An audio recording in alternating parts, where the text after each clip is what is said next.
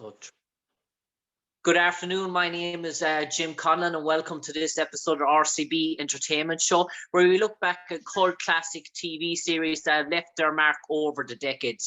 This month, we're doing a special feature on the Star Trek franchise. This has got to do with all the Star Trek series and actors that have played the role throughout the generations of Star Trek, right back to William Shatner and Captain Kirk, up to the present day of Star Trek Discovery.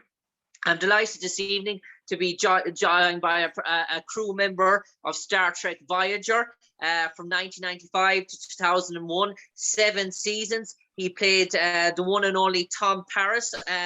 Robert Duncan McNeill, passionately known as Robbie McNeill. Robbie, Star Trek 2001, so over roughly 20 years ago, you finished up there in terms of Star Trek Voyager, a very successful show, 7 seasons. Does it feel like 20 years ago, or does it almost feel like it was only 2 or 3 years ago? You know, a little bit of both.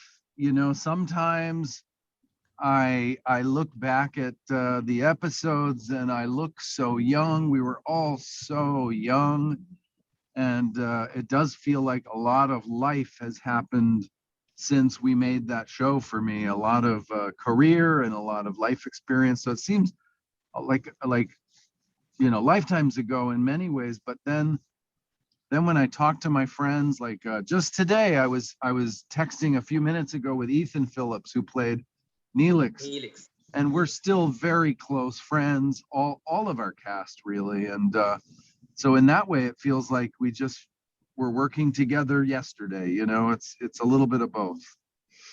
Yeah, and I suppose, Robbie, in terms of your sort of Star Trek, people would say it was the last sort of great Star Trek. Obviously, after it came Star Trek with Scott Bakula and the new generation, and that didn't really go down to great such applause as well. So it almost felt like that year sort of Star Trek, when it finished up in 2001, that ye had burned all the bridges that could be to burn, and there was no real sort of route for any successor to come on after you. Well, I think it's interesting. You know, I do my own podcast, the Delta Flyers podcast with Garrett Wong.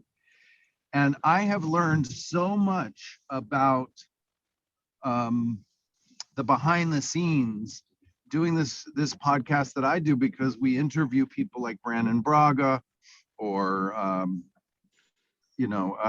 Lisa Klink, Brian Fuller has been on. We've talked to a lot of the Michael Westmore in makeup and, you know, all the people that worked on multiple shows. And it's interesting to see behind the scenes of where the studio was in terms of Star Trek, what they wanted Star Trek to be, what they felt like they had done already, and what they wanted to try to do differently. So I think that, yeah, there was a lot of things that, you know, like I remember Brandon Braga saying some of the episodes we did deep into Voyager, season 3 or 4, they were stories that had been talked about on Next Generation, and they had put aside, you know, that they had really imagined so many stories that maybe some of them didn't fit into Next Gen, so they saved them and did them on Deep Space Nine. I mean, even my character, you think about Tom Paris, originally that was supposed to be Nick Locarno, the role that I did on Next Gen. They liked that character of Nick Locarno. They thought he was an interesting anti-hero, that he had been a bad guy, you know, the bad guy on Next Gen, and that he could redeem himself somehow. And they talked about bringing Nick Locarno onto Deep Space Nine. That was the first conversation, that Nick Locarno would be a freighter pilot on Deep Space Nine. And then they decided not to use him there.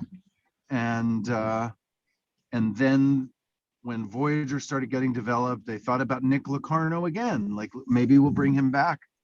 But they didn't want to use that name, and they wanted a bit more of a clean slate, so they created Tom Paris. So yeah, there's a lot of stories that were recycled, I guess you could say, or had been talked about and never tried exactly. And then, so by the time they got to Enterprise, you're absolutely right. I think they had run through all the stories that they could imagine, that set of writers could have imagined. And I think that chapter was done. The Rick Berman, the Gene Roddenberry handed off to Rick Berman with Michael Piller and Jerry Taylor and Ira Bear and Ron Moore, and that team of writers had really told us all the stories that they felt like they could tell, and it was time to take a break. And I'm just grateful that we were a part of the franchise in the time that I was part of it, because I feel like we did explore some new areas. The first female captain, the Delta Quadrant, some meeting some brand new species and brand new aliens. The Hirogen, the Vidians, the Kazon, all of it. It was a great ride. I thought some of the stories we told were truly innovative and exciting, and I loved the journey we took. So yeah, it was great.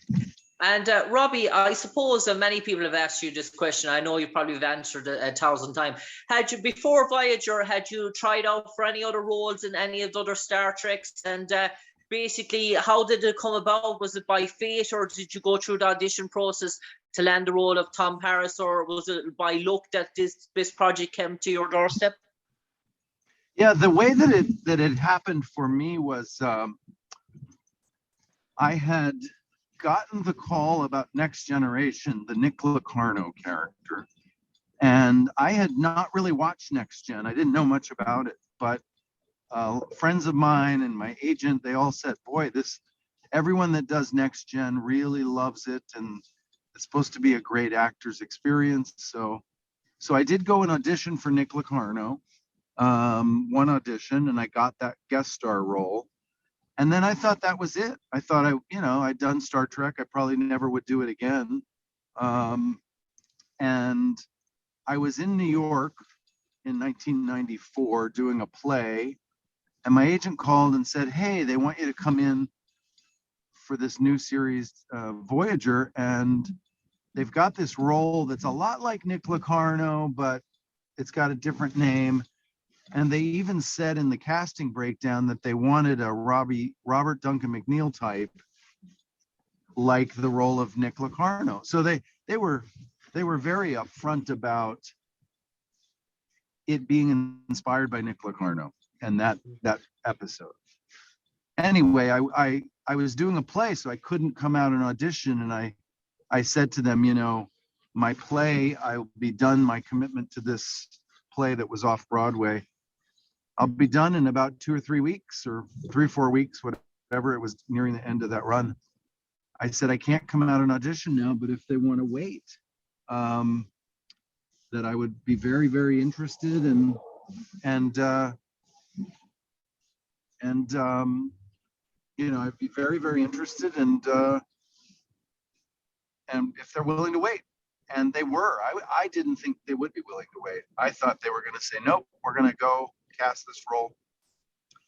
So literally the day after I closed the play, I got on a plane and flew out to Paramount and went right into audition. And I had a beard in this play. Anyway, I go into audition and it goes well, and I'm waiting, and Michael Piller comes out and he said, hey, great reading, but the network and the studio, they just can't quite picture you without a beard. You look so different in Next Gen. Would you be willing to shave the beard? And I said, sure. And Michael says, no, I mean, shave it right now. I said, well, yeah, but I don't have a razor. He goes, I've got one in my office. Come on in. And so I went in Michael Piller's office, shaved my beard. Excuse me. I shaved my beard, which if you've ever shaved a beard with a razor, it's not easy because you need to trim it down and then shave your face. But I did it all with a razor and got nicks and cuts and my face was stinging, but I said, I went and shaved the beard, went back in, did the audition again, and it went great. And I got a call that night saying, the role is yours. And so I was glad Michael Piller had a razor in his office. That was very helpful. And I suppose, Robbie, at that time, Paramounts, we're going back now to 1995. When an actor signed on to contracts, there was a bit more of a guarantee what there is now with networks in terms of one season, maybe 2 seasons. When you signed on for Star Trek Voyager in 1995, did you know you were going to be there for maybe a 3-4 year stint starting off? Obviously, you were there longer than that. You were there up on nearly 7 or 8 years. But were you aware at the start that this might be for the long haul, 168 episodes? Like, wow. I don't think I really believed it would go that long. In fact, I know I didn't, because I had done a bunch of series that were canceled after, 1 season or half a season. I'd done a bunch of series like that. So I really didn't believe that we could run 7 years. I was hoping we might run a couple of years. But I did, when you sign on for a show like that, you sign a 5 or 6 year contract initially. That's usually what it is. So I did sign the contract, but I didn't believe it was going to run that long. And I remember the very first day of filming, we had finished on stage 8 and I was walking away. Rick Berman was there that day. And I said to him, Rick, I've been on a couple other shows that haven't run that long. And I just want you to know, I've been wanting to direct. I really want to direct television, and I'd love to do it here. And he said, oh, sure, maybe in season 4 or 5, we could, we got plenty of time. This is day 1, he said. And I said, well, Rick, I've been on some other shows. And I mean, I want to direct in the first season, like whatever it takes, I want to direct this year. And he really laughed. He said, I promise you we'll be around long enough for you to direct. Just take your time and be patient. And I ended up directing season 2, actually. So it wasn't quite first season like I told him, but I did direct season 2. And then we ended up, running much longer than I ever expected. So that was great. I got to fulfill my dream of starting to direct, which that's what I do now. And also got to, be in the show for 7 years with a lot of great people. So, Robbie, awesome. just two final questions for you. Penultimate question. So, just in terms of, I was sort of intrigued. I know, obviously, it was done in a studio in terms of a lot, but the set of Star Trek Voyager, in terms of how it was sort of laid out, was it sort of 2 or 3 sort of conjoining sort of rooms? Was it almost like a little maze? Or when you step in the sort of Voyager, what was the actual sort of loft of set? Was it a 1-story, sort of 2-story floor? Yeah, I'll tell you. I'll walk you through it. So all the sets were on 1 floor, so we didn't have upstairs or downstairs anywhere. Well, except for engineering had a 2nd floor, but it was all contained on that set, and we didn't go up to the 2nd floor often. It was tricky to get up there. But the way it would work is you'd walk in the stage door between stage 8 and 9, and you could go left to stage 8, and that would have the bridge as you first walked in. The bridge, the ready room, and the briefing room were all connected, and that was it. Or you walked a little further around the bridge set and you'd come to the mess hall set that also had some hallways around it where we might build things like Tuvok's quarters off of a hallway, or there were a couple of other small sets, but mostly it was the mess hall there. And that was all we had on stage 8. And if you go back to that stage door and go right, you'd step onto stage 9, and on that stage would be the long hallway that connected engineering to sick bay to the entrance to the holodeck or cargo bay. We used the same door for both cargo bay and the holodeck. And then sometimes we would build some small sets on that stage. There was a little more room there. So most of our sets were on those 2 stages, and you came in 1 door and you went right or left. We also had I think it was stage 16 was where our cave sets were, and that was a very large stage where we could build all of the other planet sets or alien ships or things like that. So in total we had 3 stages, but most of it was done on either stage 8 or 9, which is exactly where Next Gen was. That's where their sets were, 8 and 9. And Robbie, it's sort of final question now for you. Let's pretend there was a Star Trek encyclopedia, sort of dictionary as such, and they put the character Tom Paris in the encyclopedia, and they left 2 blank sentences underneath it. And your talent agent got onto you and said, Robbie McNeill, we want you to write the synopsis of Tom Paris.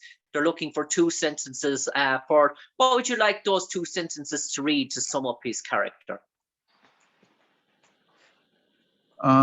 I would say the 2 sentences to sum him up would be, he was willing to take responsibility for his past and grew into a better man. That's one sentence. And the other sentence would be, he loved adventure and having fun along the way. Yeah, I'd say those 2 sentences. On that note, Robbie McNeill, I know you're a very busy man, and I know you're actually working as we speak now. Yeah. So I'll let you go back to your set and in terms of your production. And please God, hopefully we can speak to you again sometime in the near future about your sort of directing sort of projects and what you have in the pipeline. But for the moment, I know you're a busy man. I'll let you go. Thanks for appearing on our Star Trek franchise documentary and portraying the character, reliving the high moments of the character Tom Paris. Thank you so much. Great talking to you. Cheers. Take care, Robbie. Cheers. Bye.